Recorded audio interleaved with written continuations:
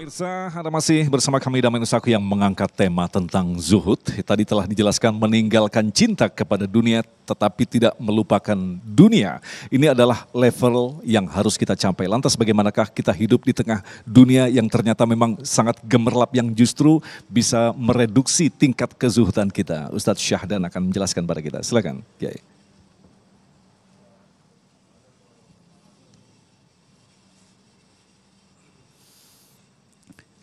Assalamualaikum warahmatullahi wabarakatuh.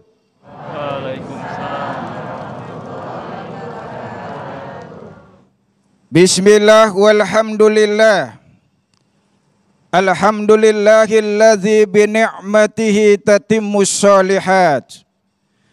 Wa bifadlihi tatanazzalul khairat wal barakat. Wa bitaufiqihi tatahaqqaqul maqasidu wal ghayat.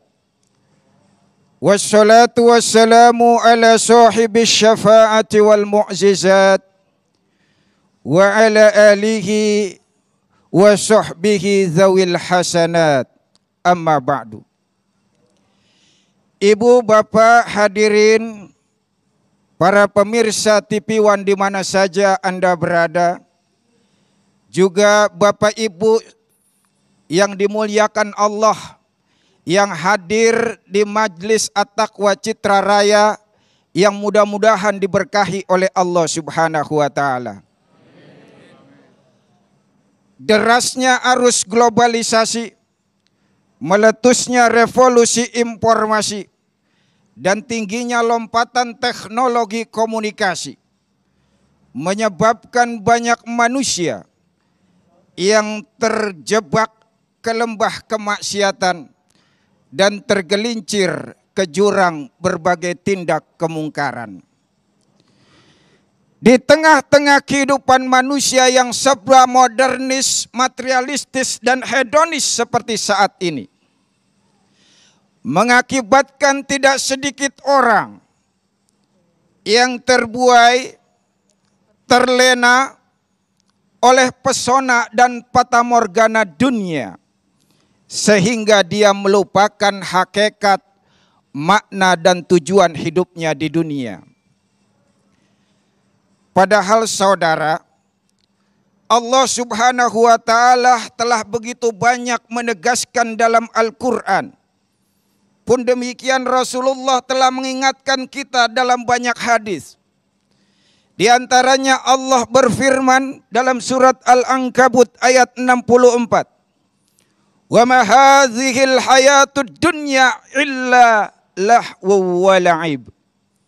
Wa inna daral akhirata lahiyal hayawan law kanu ya'lamun. Dan tiadalah kehidupan dunia ini melainkan senda gurau dan permainan. Dan sesungguhnya negeri akhirat itulah kehidupan yang sesungguhnya sekira mereka mengetahui. Saudara, ibu, bapak yang dimuliakan oleh Allah Subhanahu wa taala, dijelaskan dalam ayat ini bahwa dunia adalah sebuah permainan. Bahwa dunia adalah barang mainan sekaligus permainan. Yang namanya permainan dan barang mainan selalu identik dengan anak kecil. Betul. Betul. Karenanya kita agar tidak terjebak dengan dunia, jangan pakai nalar anak kecil, pakai nalar orang dewasa. Kalau kita pakai nalar anak kecil, asik kita dengan dunia, lalai kita dengan akhirat. Contoh, kita punya 2 anak kecil nih Bu. Kita belikan 1 mobilan, mainan mobilan. 2 anak kecil kita kasih 1 mobilan. Kira-kira apa yang terjadi? Hah? Pasti kemungkinan besar dia rebutan, saling tarik, saling ingin menguasai, saling merasa itu haknya, bahkan tidak jarang bisa jadi saling pukul dan boleh jadi berkelahi. Betul. inilah saudara, kebanyakan manusia dewasa ini tidak menyadari akan permainan ini. Sehingga dia terpikat dan terikat, terpesona oleh fatamorgana dunia.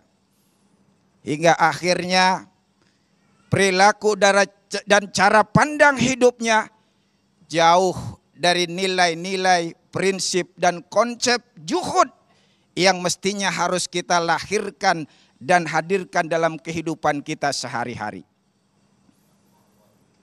Akhirnya cara pandangnya melulu dengan materi. Semua nilai diukur dengan materi. Kemuliaan seseorang seringkali hanya dipandang dari seberapa tinggi jabatan yang didudukinya. Kesuksesan seseorang seringkali hanya dilihat dari seberapa megah rumah yang dibangun dan seberapa mewah kendaraan yang dihimpun. Pun demikian kekayaan seseorang, kita seringkali hanya selalu mereken dilihat dari seberapa melimpah harta yang dia punya. Bapak Ibu yang dimuliakan oleh Allah Subhanahu wa taala. Inilah sekali lagi kondisi sebagian masyarakat kita dewasa ini. Yang lalu kemudian kondisi ini diperparah dengan semakin menjamurnya kelompok yang bermazhab Voltaire. Di mana kelompok ini punya prinsip dalam perkara uang, semua orang agamanya sama. Saya ulangi sekali lagi. Kelompok mazhab Voltaire punya prinsip dalam perkara uang, semua orang agamanya sama. Kelihatannya Bapak Ibu sekilas prinsip ini ada benarnya. Sebab tidak harus dia seorang santri, ulama hebat terkenal sekalipun urusan uang melek juga. Betul. Betul. Mulai dari jabatan kondektur sampai direktur, bahkan Bang Mansur sekalipun, urusan uang getol. Betul. Ininya makanya Bapak Ibu nggak pernah kita dengar ada orang mengatakan, Pak, kenapa? Orang itu sukses sekali ya hidupnya di dunia. Kok sampean tahu Mas? Iya, sholat jamaahnya rajin banget. Pernah nggak mendengar begitu? Kayaknya kagak ya. Sebab apa? Karena memang hari ini ukuran kesuksesan seseorang hanya dilihat dari sisi material. Tidak jarang dilihat dari sisi spiritual. Bapak Ibu yang dimuliakan oleh Allah Subhanahu wa taala, bagaimana cara kita menerapkan konsep zuhud dalam kehidupan sehari-hari? Yang pertama, kita niatkan dan jadikan setiap aktivitas kita berorientasi akhirat. Apapun yang kita lakukan dalam kehidupan ini, jangan sampai berhenti di dunia, tapi harus kita kaitkan dengan orientasi kita kepada akhirat. Kenapa? Karena Allah telah mengingatkan dalam surat Al-Qasas ayat 77.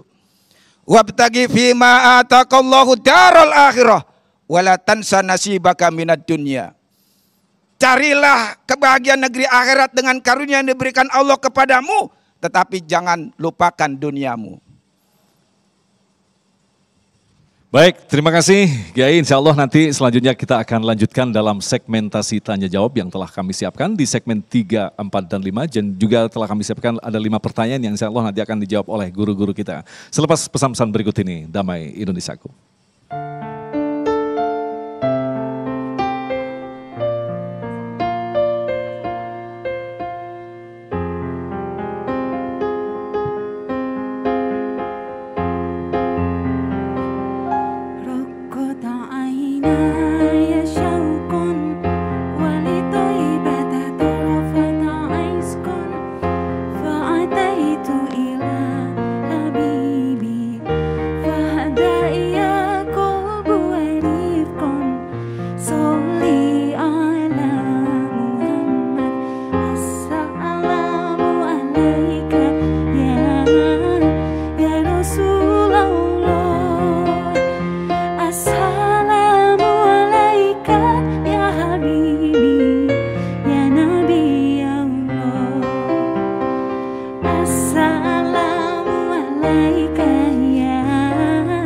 Ya Rasul